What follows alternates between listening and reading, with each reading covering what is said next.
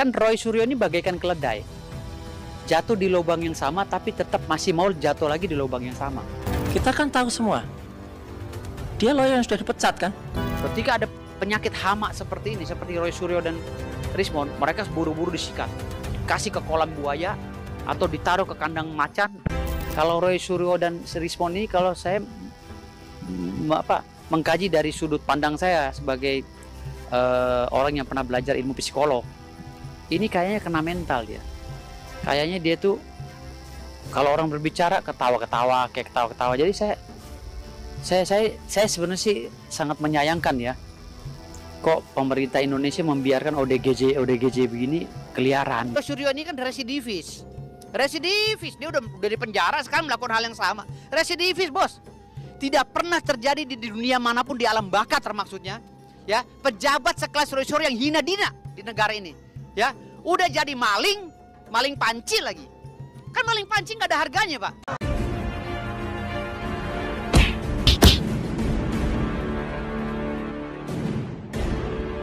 Assalamualaikum warahmatullahi wabarakatuh. Om Swastiastu, Namo Buddhaya, salam kebajikan. Sahabat-sahabat dimanapun juga berada, viral video terbaru dari Firdaus, di mana Firdaus sebelumnya ini melakukan pelaporan terhadap Roy Panci, dan Roy Panci tak terima dilaporkan sampai kemudian ngomel terhadap Firdaus, dan hal ini membuat Firdaus naik darah dan betul-betul murka terhadap Roy Panci.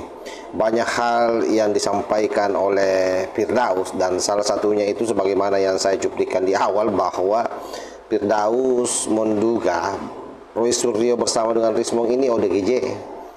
Ini hal yang sangat memalukan ya bagi seorang Roy Suryo, dengan bahasa-bahasa satir seperti ini yang dikeluarkan oleh para lawan-lawannya. Ini semakin membuktikan kadar penghargaan terhadap Roy Suryo sebagai mantan pejabat ini betul-betul tidak ada. Jadi memang dalam posisi ini Roy Suryo betul-betul seolah-olah menjadi sampah masyarakat, sahabat. Nah, ini coba kita simak lebih jauh bagaimana Firdaus ini menggeprek habis-habisan Roy Suryo. Satu, orang udah nggak punya lagi izin. Dua, bodoh. Tiga, kudet. Ya, ngawur. Ya gitu. Terus kok bisa-bisanya merampas tuh loh. Itu kata-kata kayak gitu kan ngawur. Kalau saya dungu, berarti polisi yang terima laporan saya dungu juga dong. Berarti bodoh juga dong. Polisi yang udah capek-capek kuliah sama seperti saya. Kalau saya dungu, berarti saya bodoh juga. Berarti saya dungu juga. Berarti polisi lembaganya semua dungu dong sampai ke Kapolri. Gitu loh. Karena dimanapun tempatnya, sebelum kita melakukan laporan, pasti kita konseling dulu. Kita bedah dulu tuh perkara dengan polisi. Kita berikan pemahaman-pemahaman, dalil-dalil hukum. Baru laporan kita diterima. Jadi semua alibi-alibi atau dalil yang diutarakan oleh Roy Suryo itu udah kita debatkan dulu pada saat kita konseling di Polda Metro Jaya. Artinya kita nggak bodoh, gitu loh. Laporan itu diterima, berarti polisinya itu nggak bodoh. Siapa yang sering membodoh-bodohkan orang tanpa sebab, ya, itu dia sesungguhnya dia yang bodoh. Kan Roy Suryo ini bagaikan keledai, jatuh di lubang yang sama tapi tetap masih mau jatuh lagi di lubang yang sama. Kebodohan Roy Suryo ini udah sangat maksimal ya.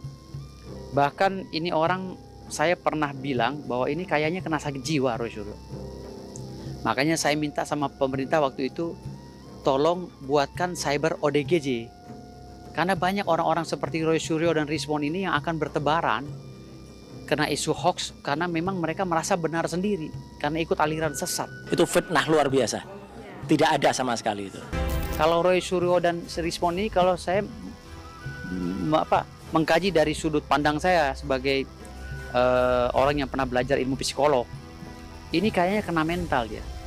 Kayaknya dia tuh kalau orang berbicara ketawa-ketawa, kayak ketawa-ketawa. Jadi saya sebenarnya sih sangat menyayangkan ya. Kok pemerintah Indonesia membiarkan ODGJ begini keliaran gitu. Saya pernah ya ke rumah sakit jiwa, iseng-iseng saya mencoba untuk berkunjung ke rumah sakit jiwa. Ada loh ODGJ sama orang gila itu yang mirip banget sama kelakuan Rismon sama si ini, Rismon Sianipar sama si Roy Suryo, ada loh. Saya udah survei satu-satu. Oh lah, kok mirip kayak si Rismon ini?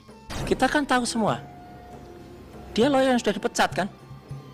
Jadi dia sendiri sudah karena dia kan loncat dan kemudian kena etik dan sekarang digantung, ya nggak bisa lagi dia bilang sebagai lawyer. Satu, dua, dia kudet, kurang update, ya itu nggak ada peristiwanya, ya peristiwa itu nggak ada.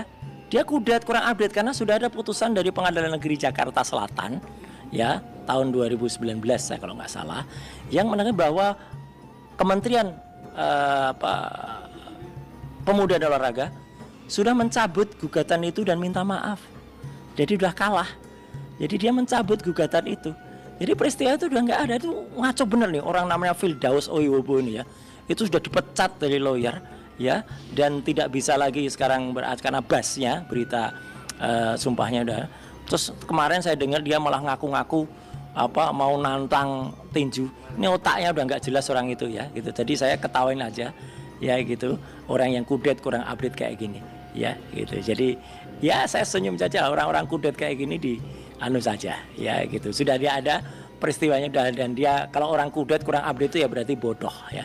Kalau bodoh kemudian sudah nggak punya izin masih bodoh, itu kan dungu namanya ya gitu.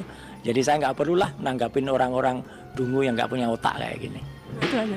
Lah Mahkamah Agung juga kan sampai sekarang saya tantang begitu nggak berani ngeluarin suratnya fisiknya. Sementara KAI juga saya minta, mana surat pemecatan saya? KAI, Siti Jamilul Lubis, mana pemecatan saya? Nggak berani mereka. Karena kalau mereka serahin saya bisa gugat PMH, 1 triliun saya gugat. Karena mereka mencat sembarangan, tanpa kode etik. Saya tunggu fisiknya mana, gitu loh. Nggak ada yang berani. Akhirnya apa kata Mahkamah Agung? Pak Firdaus masih jadi pengacara. Ya udah, makanya saya sekarang kan ke polisi, kemana bebas, gitu loh. Kantor hukum saya masih kepake kok, sidang kemana-mana, law firm Firdaus.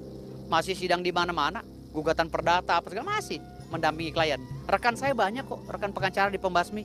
Saya tinggal delegasikan, kau sidang di sana, kau sidang di sana. Saya pemimpinnya, ngapain saya pikir-pikir. Kata siapa, mana putusannya? Suruh tunjukkan saya Roy Suryo, mari kita bedah di TV. Hah? Nggak bersalah dari mana putusannya, jangan ngibul dia tukang ngibul. Tunjukkan ke saya Roy Suryo, mana putusan kamu yang kamu bilang nggak bersalah, mana? Roy Suryo, ya. Kamu mulai dari sekarang sering-seringlah bermain sama keluarga, nggak usah ngurusin TV atau apa, karena kamu bakal dikandangin ya, di kandang ukuran 2x1 ya, sama seperti apa yang bahasa Bang Egy Sujana. Jadi kamu siap-siap aja Roy Suryo dan Rismon ya. Kamu mulai sekarang udahlah berbahagia dengan orang-orang yang kalian sayangi sebelum kalian dikandangi lagi. Karena Roy Suryo ini kan residivis. Dia udah di penjara sekarang melakukan hal yang sama. Residivis, bos.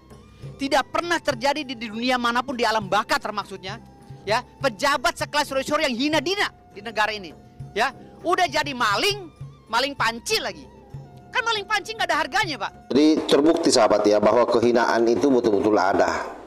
Orang belum meninggal saja betul-betul sudah seperti tinggal di dalam neraka. Inilah yang dialami oleh Roy Panci CS.